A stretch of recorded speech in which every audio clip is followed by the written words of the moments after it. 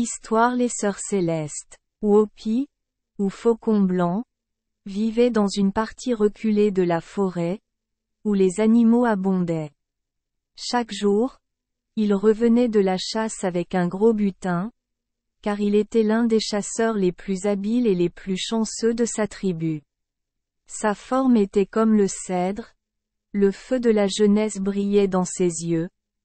Il n'y avait aucune forêt trop sombre pour qu'il puisse y pénétrer, et aucune trace tracée par un oiseau ou une bête de quelque sorte qu'il ne puisse suivre facilement. Un jour, il avait dépassé tous les points qu'il avait jamais visités auparavant. Il traversa un bois clair, ce qui lui permit de voir une grande distance. Enfin, il aperçut une lumière perçant le feuillage des arbres lointains, ce qui lui fit croire qu'il était au bord d'une prairie. C'était une vaste plaine couverte de hautes herbes bleues et émaillée de fleurs aux mille belles teintes. Après avoir marché quelque temps sans sentier, méditant sur la campagne et profitant de la brise parfumée, il arriva soudain à un anneau porté parmi l'herbe et les fleurs, comme s'il eût été fait par des pas se déplaçant légèrement en rond. Mais c'était étrange, si étrange que le Faucon Blanc s'arrêtait et regardait longuement et fixement le sol, qu'il n'y avait aucun chemin qui menait à ce cercle fleuri. Il n'y avait même pas une feuille écrasée, ni une brindille cassée, ni la moindre trace d'un pas qui s'approchait ou s'éloignait. Il pensa qu'il se cacherait et attendrait pour découvrir, s'il le pouvait, ce que signifiait cet étrange cercle. Bientôt, il entendit de faibles sons de musique dans l'air. Il leva les yeux dans la direction d'où ils venaient, et alors que les notes magiques s'éteignaient, il vit un petit objet, comme un petit nuage d'été qui s'approchait de la terre, flottant d'en haut. Au début, il était très petit et semblait avoir été emporté par la première brise venue. Mais elle grandissait rapidement à mesure qu'il la regardait, et la musique devenait à chaque instant plus claire et plus douce à son oreille. En approchant de la terre, il apparaissait comme un panier, et il était rempli de douces sœurs, des plus belles formes et d'une beauté enchanteresse. Dès que le panier toucha terre, ils bondirent et se mirent aussitôt à danser de la manière la plus joyeuse autour de l'anneau magique, frappant, se faisant, une boule brillante, qui poussait les mélodies les plus ravissantes et gardait le tempo. Pendant qu'ils dansaient, le Faucon Blanc, depuis sa dissimulation, fasciné, contemplait leurs formes et leurs mouvements gracieux.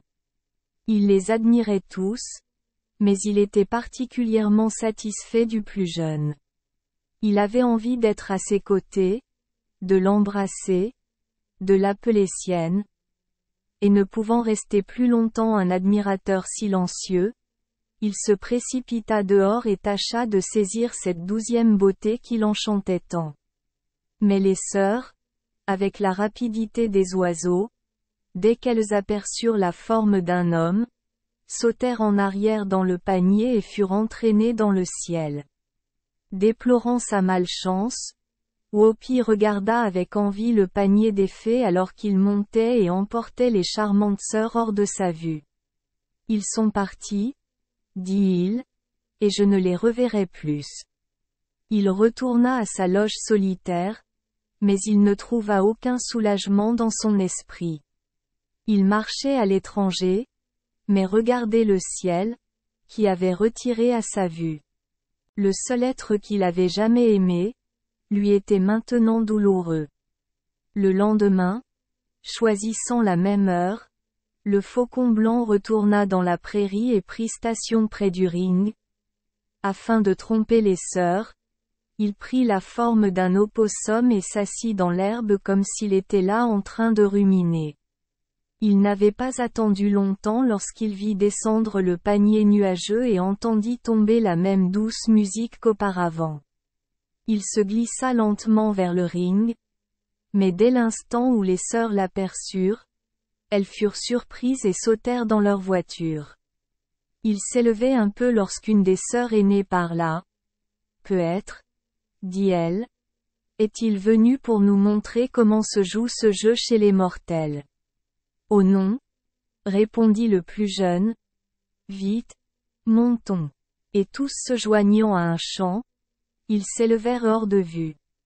Whoopi, abandonnant son déguisement, retourna tristement à sa loge, mais la nuit parut très longue au solitaire Whitehawk. Son âme entière était remplie de la pensée de la belle-sœur.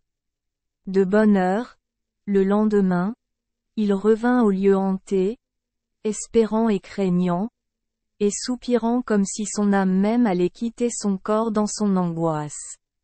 Il réfléchit au plan qu'il devrait suivre pour réussir. Il avait déjà échoué 2 fois. Échouer une 3e fois serait fatal. À proximité, il trouva une vieille souche, très couverte de mousse, et qui servait alors de résidence à un certain nombre de souris, qui s'y étaient arrêtées en pèlerinage chez des parents de l'autre côté de la prairie. Le faucon blanc était si satisfait de leur petite forme bien rangée qu'il pensait que lui aussi serait une souris, d'autant plus qu'elle n'était en aucun cas redoutable à regarder et qu'elle ne risquait pas du tout de créer une alarme. En conséquence, après avoir d'abord apporté le moignon et l'avoir placé près de l'anneau, il devint sans autre remarque une souris, et guettait et s'amusait, et gardait ses petits yeux perçants occupés avec les autres. Mais il n'oubliait pas de garder un œil vers le ciel et une oreille grande ouverte dans la même direction. Bientôt les sœurs, à leur heure habituelle, descendirent et reprirent leur jeu. Mais voyez, s'écria la sœur cadette, ce moignon n'était pas là avant. Elle s'enfuit, effrayée, vers le panier. Ses sœurs se contentèrent de sourire, et se rassemblant autour de la vieille souche d'arbre, elles la frappèrent, en plaisantant, lorsque les souris coururent, et parmi elles Whoopi. Ils les tuèrent tous sauf un, qui fut poursuivi par la sœur cadette. Juste au moment où elle avait levé un bâton d'argent qu'elle tenait dans sa main pour y mettre également fin, la forme du faucon blanc se leva et il serra son prix dans ses bras. Les 11 autres sautèrent sur leur panier et furent entraînés vers le ciel. Whoopi a déployé toutes ses compétences pour plaire à son épouse et gagner son affection. Il essuya les larmes de ses yeux. Il raconta ses aventures de chasse. Il s'est attardé sur les charmes de la vie sur terre.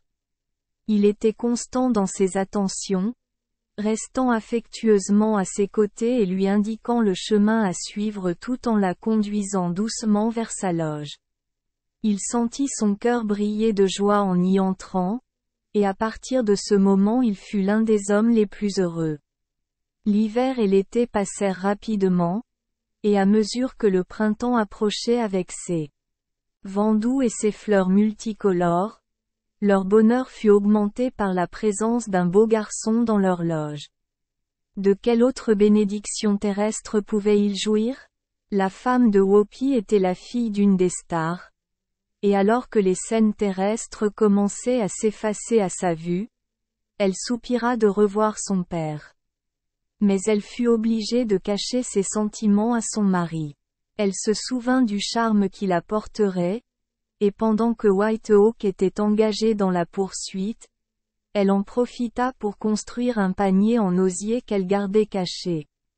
En attendant, elle collectait sur la terre les objets les plus rares qu'elle pensait pouvoir plaire à son père, ainsi que les aliments les plus délicats. Un jour que Whoopi était absent et que tout était prêt, elle se rendit à l'anneau enchanté, emmenant avec elle son petit-fils. Alors qu'ils entraient dans la voiture, elle commença son chant magique et le panier se leva. La chanson était triste, d'une cadence humble et lugubre, et comme elle était emportée au loin par le vent, elle attira l'oreille de son mari. C'était une voix qu'il connaissait bien, et il courut aussitôt vers la prairie. Même s'il avançait à toute vitesse, Il ne pouvait atteindre le ring avant que sa femme et son enfant ne soient hors de sa portée. Il éleva la voix avec des appels bruyants, mais ils restèrent vains. Le panier montait toujours. Il l'a observé jusqu'à ce qu'il ne devienne qu'un petit point, et finalement il a disparu dans le ciel. Il baissa alors la tête vers le sol et se sentit malheureux. Au cours d'un long hiver et d'un long été, Whoopi a déploré sa perte, mais il n'a trouvé aucun soulagement. Le bel esprit était venu et reparti, et il ne devrait plus le voir. Il a beaucoup pleuré la perte de sa femme, mais celle de son fils encore plus, car le garçon avait à la fois la beauté de la mère et la force du père. Entre-temps, sa femme avait atteint sa maison dans les étoiles, et dans les emplois bienheureux de la maison de son père, elle avait presque oublié qu'elle avait laissé un mari sur la terre. Mais son fils, à mesure qu'il grandissait, ressemblait de plus en plus à son père, et chaque jour il était inquiet et impatient de visiter le lieu de sa naissance. Son grand-père dit un jour à sa fille, « Va, mon enfant, emmène ton fils chez son père et demande-lui de venir vivre avec nous. Mais dis-lui d'apporter un spécimen de chaque espèce d'oiseau et animal qu'il tue dans la chasse. » Elle prit donc le garçon et descendit. Le faucon blanc, qui se trouvait toujours à proximité du lieu enchanté, entendit sa voix alors qu'elle descendait dans le ciel. Son cœur battait d'impatience en voyant sa forme et celle de son fils, et ils furent bientôt serrés dans ses bras. Il entendit le message de l'étoile, et il se mit à chasser avec la plus grande activité, afin de pouvoir récupérer le présent en toute diligence. Il passa des nuits entières, ainsi que des jours entiers, à rechercher tous les animaux et oiseaux curieux et beaux.